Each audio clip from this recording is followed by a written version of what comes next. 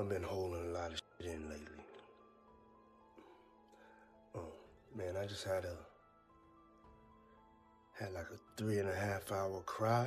Diddy has finally responded to growing cultural assault allegations, particularly after a fourth alleged victim filed a lawsuit accusing him and his associates of gang assault and trafficking when she was just 17. To the filing, she says she was in the 11th grade when she was out with friends at a Detroit lounge in Michigan in 2003 and then approached by Harvey Pierre, then president of Combs' music label Bad Boy Entertainment. Combs' career was taking off, and she says Pierre bragged that Combs was his best friend and called him. The two men allegedly convinced her to take a private jet to New York. In response, 50 Cent has confirmed that all proceeds from his upcoming documentary about Diddy will be donated to benefit victims of sexual assault. Notably, 50 Cent also suggested that Diddy's close friend Rick Ross should be investigated, hinting at possible involvement or connection to the situation. They own Rick Ross too. You Rose, you folded over.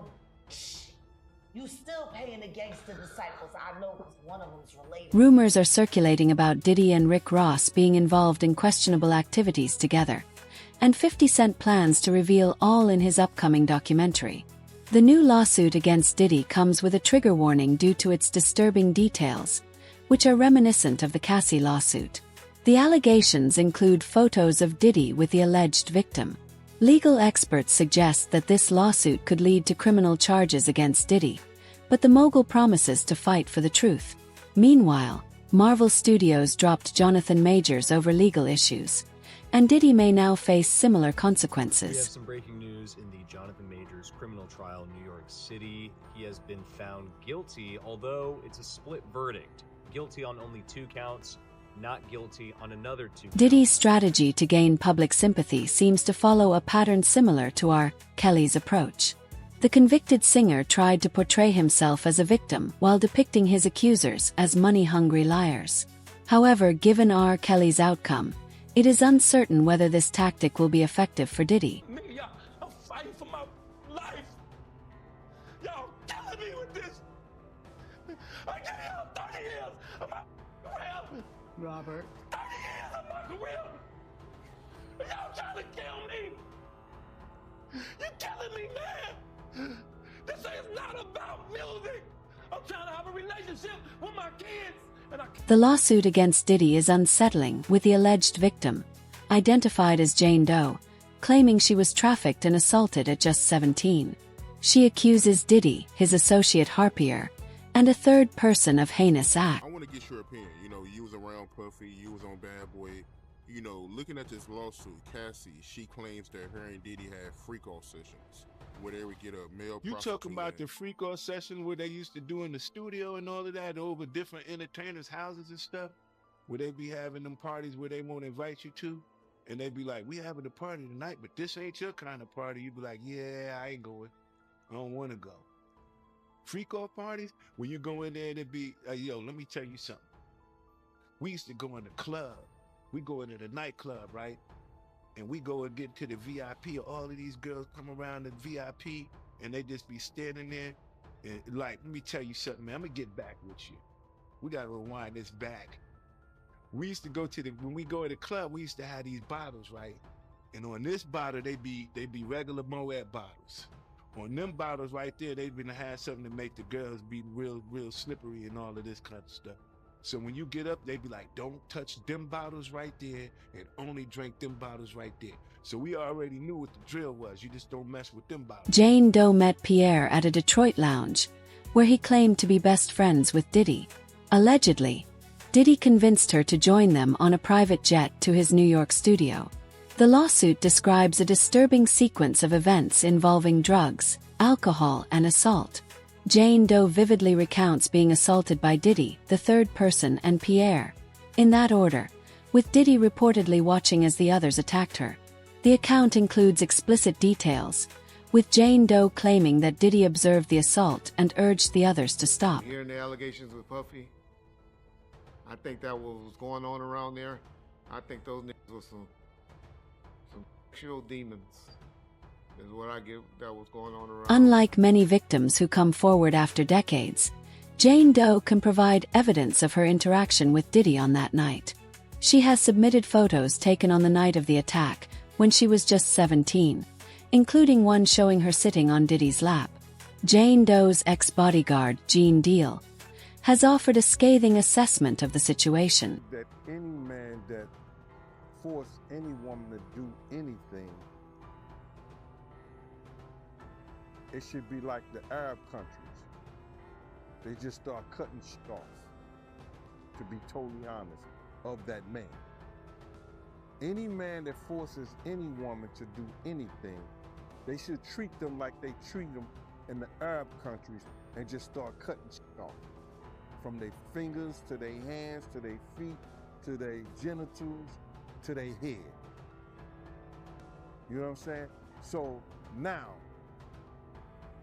another thing of it is that how low do you have to be when you're gonna put somebody on a jet and fly them all the way to New York, to the studio? To me, bro, to be totally honest, it sounds kind of fishy to me. I can't, and then it came from Hard Pierre. The Hard Pierre I knew back in them days was a cornball that did everything Puff said. You know what I mean? Like he was one of Diddy's highest dick rides.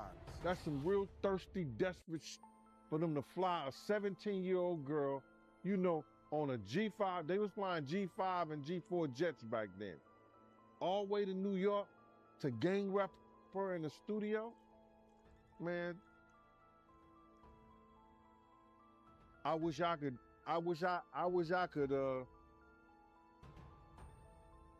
give them their punishment, if that's true.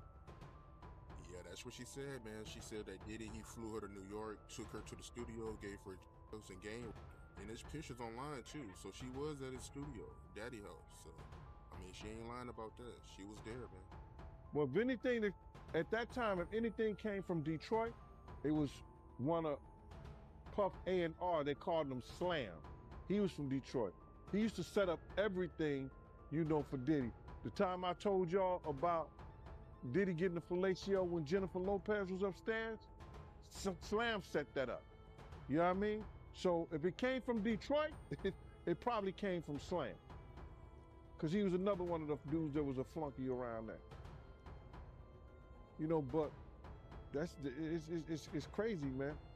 I really don't, I got daughters, man. I have words, I don't have words for that, bro. And I don't know any of the guys who were officers that worked for Bad Boy like myself would allow that shit to happen. They wouldn't allow that shit to go down. Pup and them, they know what to do when certain people are around. You understand?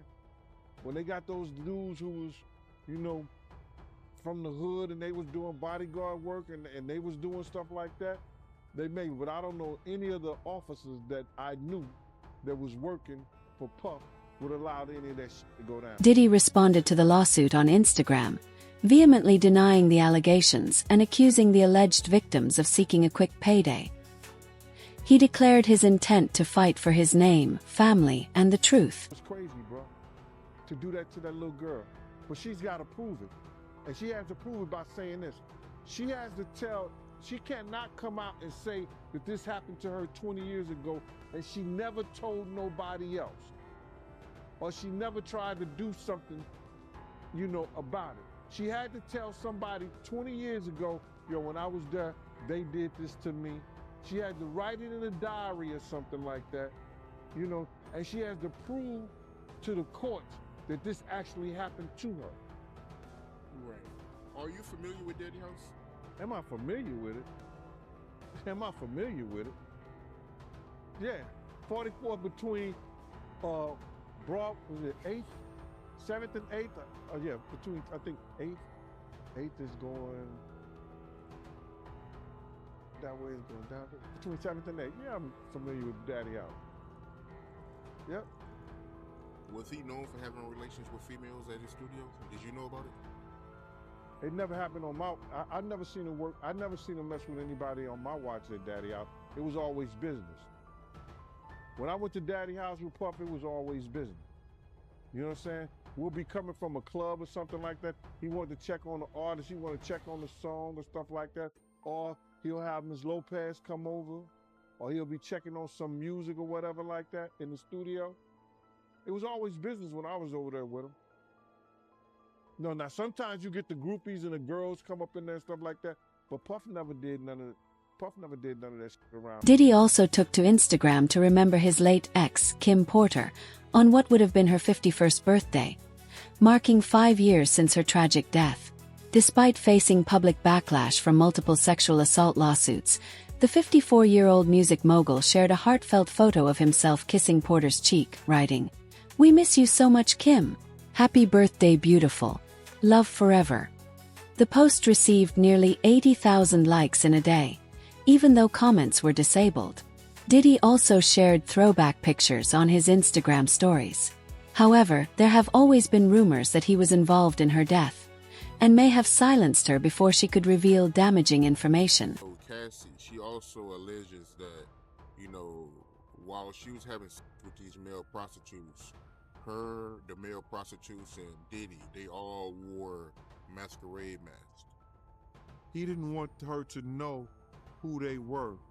So if she ever wanted to do what she just did, how does she say how the person looked? All she could describe is if they was wearing masks, unless she saw them before they put the mask on. It's craziness, man. And you know what's so crazy is, bruh, that all these stories has been around the industry for a long time. The situation echoes the R. Kelly case, raising questions about the effectiveness of similar strategies. Only time will tell how the legal proceedings will unfold for Diddy, and whether his approach will sway public opinion in his favor. Currently, it doesn't look promising for him. Music producer Rodney Lil Rod Jones has filed a lawsuit against Sean Combs, accusing him of sexual assault and coercing him into sexual encounters with sex workers. This lawsuit marks the 5th sexual assault claim against Diddy. The allegations date back to Jones's time working with the rapper on his latest album, during which he claims to have experienced unwanted groping and sexual touching. In response to the lawsuit filed in a New York court, Diddy's attorney, Sean Hawley, vehemently denied the accusations, calling them pure fiction. Hawley stated, "We have overwhelming, indisputable proof that these claims are complete lies. We will address these outlandish allegations in court and take all appropriate action against those who make them."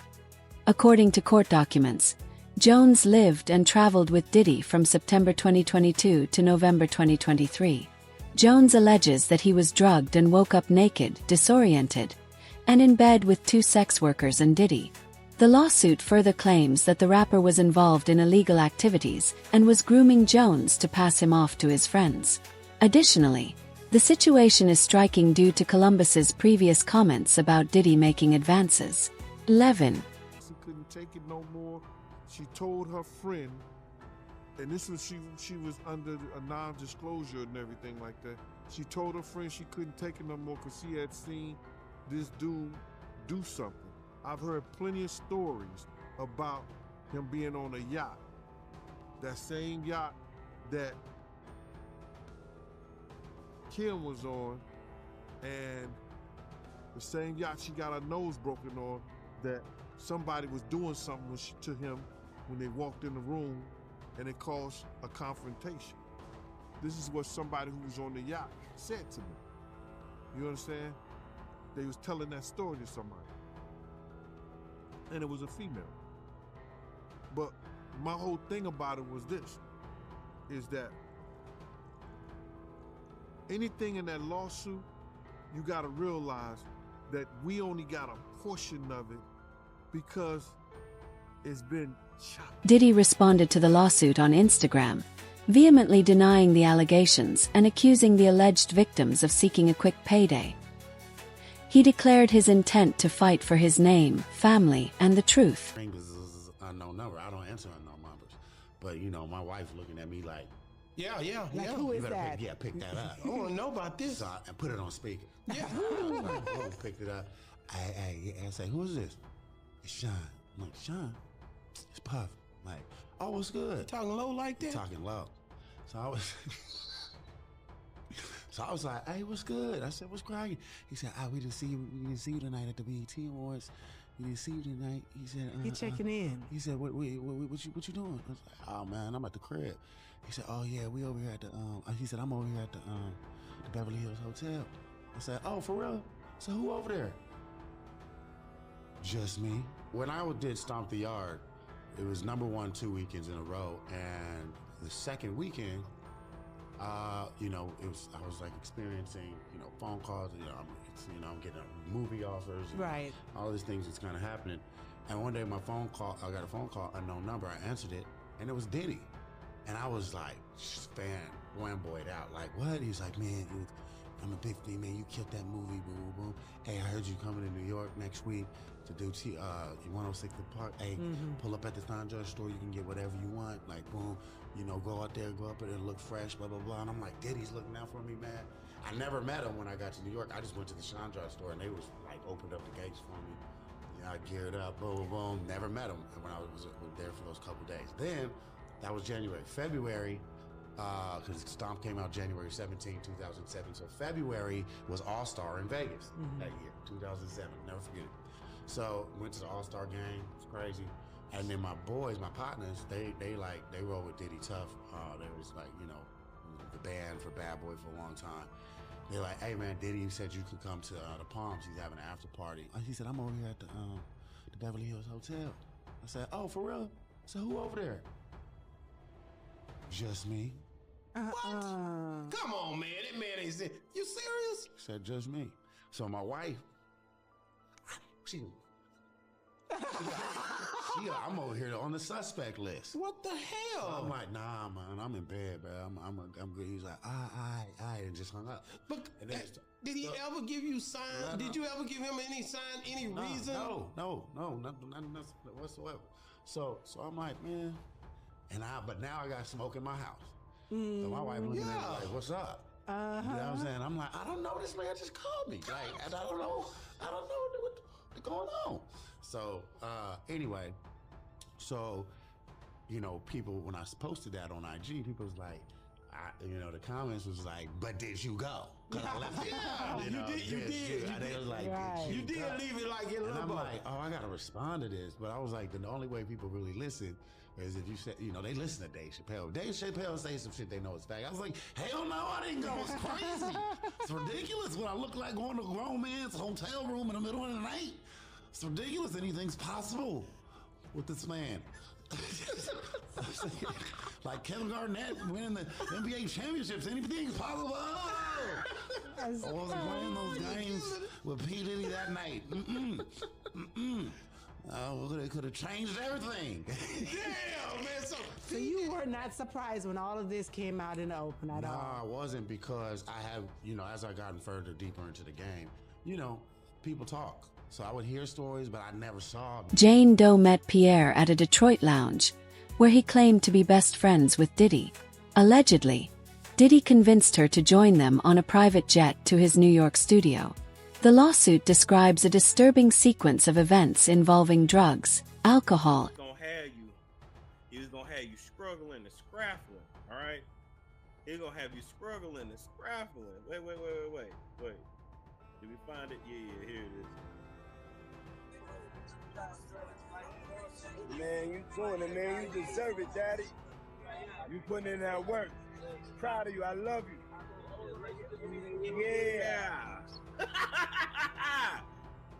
I like the way you do that, Daddy. You putting in that work. Yeah. Did it just get through running up at Meek? Why was Meek all tooted in the pool like that?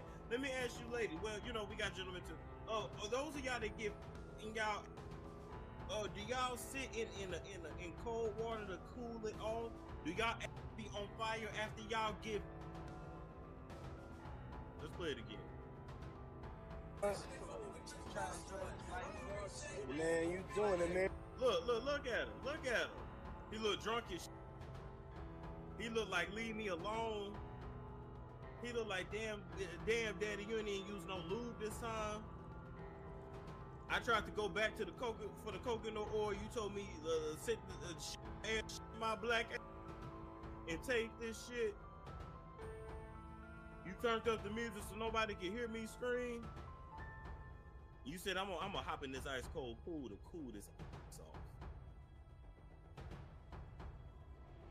Y'all think when Diddy got through running up in that ass was farting and sharding all the way over to the pool? I would have thought that chlorine would have burnt that ass. I would have thought that ass would have been raw. I would have thought that ass would have been raw and toe up. Because Diddy don't look like he do nothing slow and central. He look like he just rams